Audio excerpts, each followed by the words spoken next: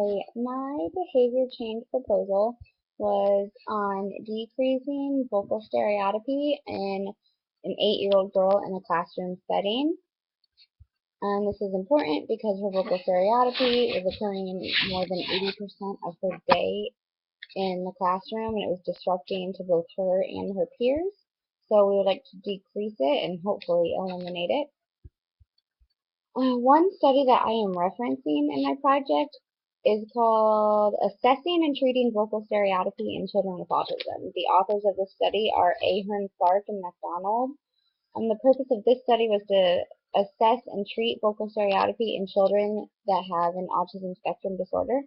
The dependent variables in this study were the demand condition, where the teachers would place demands on a 15-second schedule, and also the play condition, where attention was given every 15 seconds to the child.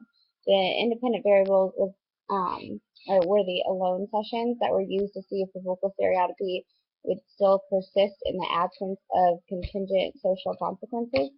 And IOA data was taken during 32% of these sessions, and agreement was more than 90% consistently across all of the conditions.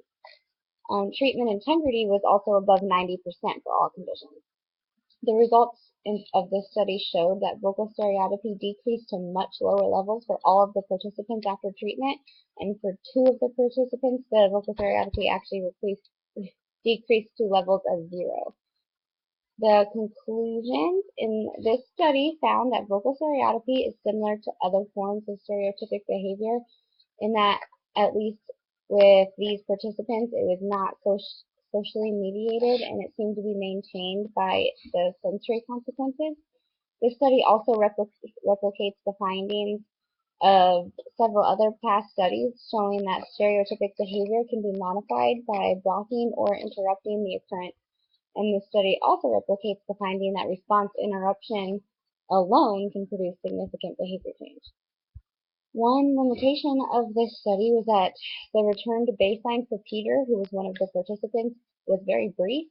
Although a downward trend was obtained, the baseline level of vocal stereotypy was not recovered.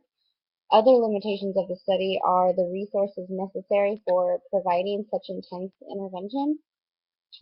Future research in this area is necessary to establish the social validity of this procedure. One other limitation of the study was that the different data collection procedures were used across assessment and treatment and for appropriate and inappropriate responding. Ideally, the same data collection procedure should be used across all the experimental phases. And I think that's it. Thank you.